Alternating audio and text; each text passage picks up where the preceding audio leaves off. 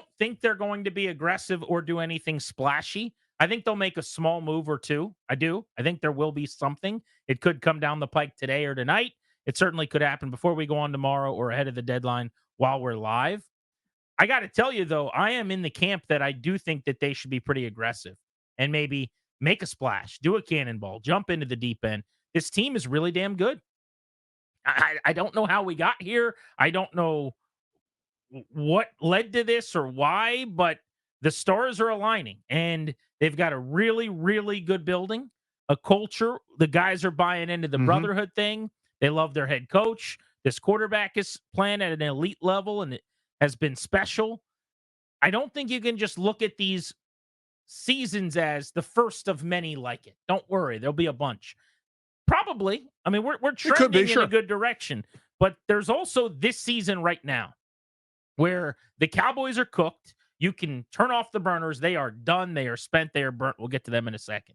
The Eagles almost collapsed and lost to the Jaguars. They tried. Which we should talk about in a minute, too. But you're better than Philly right now. You're the best team in the NFC East. You're the best team in the division. In the conference, the Lions are better than you. Nobody else is ahead of you in the standings, and nobody else is better than you right now. Maybe the Vikings, maybe because Brian Flores' defense is really good, but Sam Darnold had a couple of awful turnovers yesterday.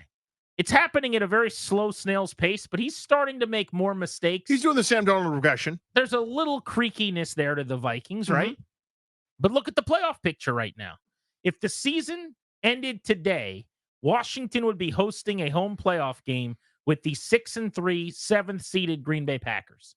And that would be a really tough game. It'd be a pick'em game. The Packers won a playoff game last year. They blew out Dallas in Dallas. Be that matchup, right? Jordan Love is leading the league in interceptions, though. There's a great chance you win that game, but you're certainly not scared of Green Bay, are you? No, and so you look at Atlanta at 6-3. Atlanta's pretty good.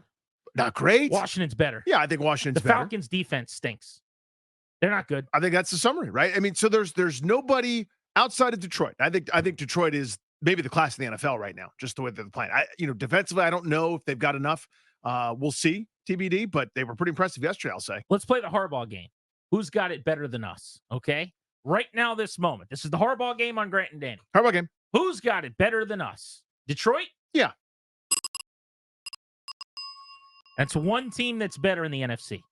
Would you trade, and I don't mean long term, okay, because Daniels is a rookie. I just mean for the remainder of this season, chance to win a Super Bowl. Would you trade Washington with Atlanta? No, I'm keeping Washington. Yeah. I am too. Definitely not.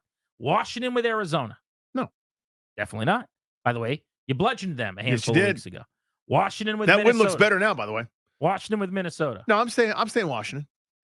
They got Justin Jefferson. Yeah, they do. They got Brian Flores. Washington can't stop them.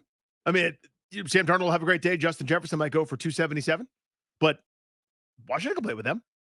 To me, Philadelphia and Washington are closer eyeball to eyeball, but still, I'm not necessarily going to swap it wholesale. But you would not trade the Commanders' chance to win this year with the Eagles. No. Even though the odds makers seem to think it's the other way around. The standings right now show Washington as the number 2 team in the NFC, and you agree with that. Yeah. Think about what you're saying, by the way. I know, right? What world is this? What planet? I was walking outside in the Navy Yard, right outside the building, about an hour and a half before the show today. And a guy who works in our building, I see him in the lobby all the time, was walking up to me and stopped me, and he goes, "How many wins do you think the Commanders will have this year?" And I thought about it, and I go, "I'll say 12." And he said, 12? And I said, yeah. He goes, "So you've got them going," and he's doing the math in his head. He goes, 5-3. I said, "Yeah, I think that's about right." He goes, "Only 12. And then he goes, "Me and my colleague were sitting 13 or 14. I just thought that was a hilarious interaction. Everything about that's hilarious. So I started at 11, which they haven't had since I was 3 years old. And I was like, 11 wins means that they go 4-4 the rest of the way, with what I perceive, and I've been beating this drum for a while, to be a very soft schedule. By the way, the Cowboys game, that was going to be really tough, and maybe it still is because it's Dallas. Dak Prescott's not playing in that game anymore, we found out today. He's out for several weeks. Yep. So you've got the Steelers and the Eagles, which will be the ultimate tell as to where you are, what you are, whether you're winning the division or not. I mean, you won't have one. Like, if you split those in one way or the other, now you're just the math works in your favor, right? Well, if you split those, like you're a playoff team, obviously. Right? Well, sure. Yeah, I'm talking beyond that. Yeah. But it depends how you split it. If you beat the Eagles, you are very likely a division winning team. Like we have to assume that until something else happens. Mm-hmm. But I guess my point is for this guy and his buddy at work to be saying 12 or 13 wins, I kind of get it. The Steelers game and the 2 Eagles games are pretty difficult. I'll give you the Falcons game, although there's a really good chance, the way the South is going, that they'll have already wrapped up the division when you play them in the penultimate week of the season. The Cowboys game in the final weekend is going to mean nothing for Dallas, probably. New Orleans just fired their coach. That looked like a tough game on your schedule. It's not anymore. The Titans are coming to the X on December 1st. They're terrible. There's nothing scary about this schedule. They should absolutely go 5-3 or 6-2. Mm-hmm. But, let's get through the next 2 weeks and see where we are. Because if they go 0-2 to Pittsburgh and Philly, they're still 7-4. Now they're starting to look wild cardy. Now you probably don't look like the NFC East champion. You look more like you're going to get in the wild card and you're going to travel to a road game in the playoffs, which is fine. But it's hard to go 7-2 and not make the playoffs. And it's really, really hard to do it with this schedule they got left. Indeed. So if you take care of the pars, the easy ones, even if you build in some kind of a split with Dallas, you still are easily into double-digit wins. You're still easily in that 11-win, 12-win range. That tells you something. They've done a lot of the work. And listen, you got away with one against Chicago, probably with the Hail Mary, even though you were better for most of that game. But still, they kind of snatched it away from you until you snatched it back.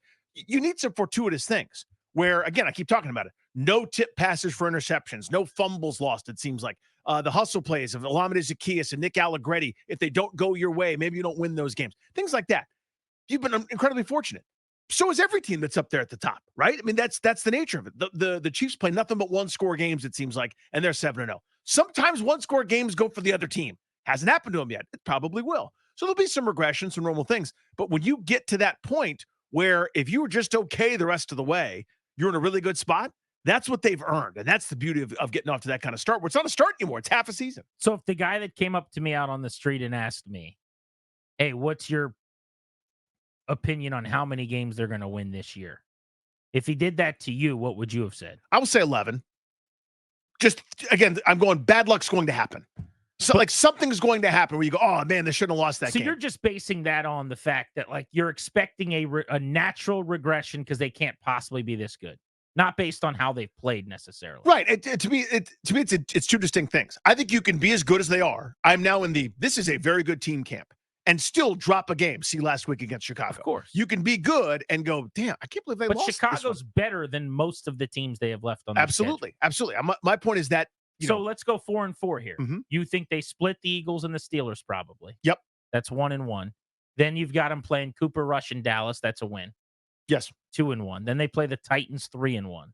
Then they play a Saints team that just fired their coach and is a lost cause. You've got them losing that game, I guess. On paper now, yeah. No, excuse me. They've got them beating the Saints, yeah. Okay, then they have to lose their final 3 to get to 11 wins.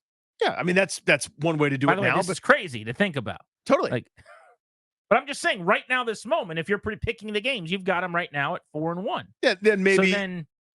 So that's one way it could go. Maybe they could lose these next 2 and still be a good team and be 7-4, then win one of their last 3 and end up with 11 wins. My point is, like, this charmed ride thing, there's too many variables, too many difficult things to say this is 100% sustainable. They're very good. That's sustainable. Yeah. That's real. How much charmed ride is it, and how much they're better than the teams they're playing? Most of it is better.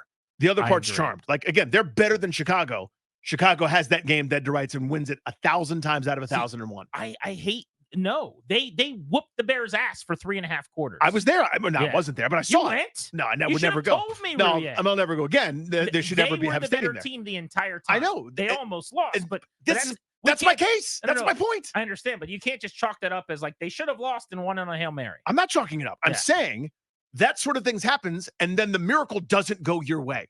It took a miracle. They were better. They're better than the Bears. I know that in my heart. I know that with my eyes. I saw it. You're better than a team, and you still probably end up with a loss sometimes because that's how this post-sport goes. Yeah, and that's what I'm saying.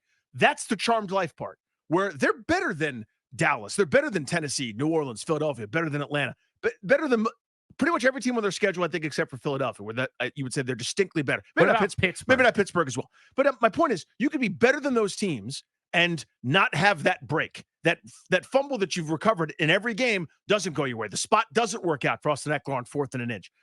My point is, the sport happens. They've gotten every break to this point, and they're really good. So now you're in a really good spot. That's all. So back to my original point, though, I do think they should be trying to add for the conversation that we're having. We're debating. You're saying, I think some things will go bad and they'll lose some games they shouldn't and be 11-6. Yeah, 11-6. And I'm going, I think they're just going to handle their business for the most part. They'll lose 3 games. They'll win 5 in an easy schedule, and they'll go 12-5. And if you're a 11 or 12 win team, this is not some 9-win squeaker in the playoffs. Yeah. Like, why wouldn't you try to give yourself a chance to go on the run? Ask Mike Elias of the Baltimore Orioles if he regrets a little bit the last couple of years not trying to be a little bit more aggressive. Give him a little bit of truth serum. Pushing the chips in just a little bit rather than going, we've got a window that's just starting to open. You cannot look these gift horses in the mouth, in my opinion, which is different than saying they should go all in. That is not my suggestion.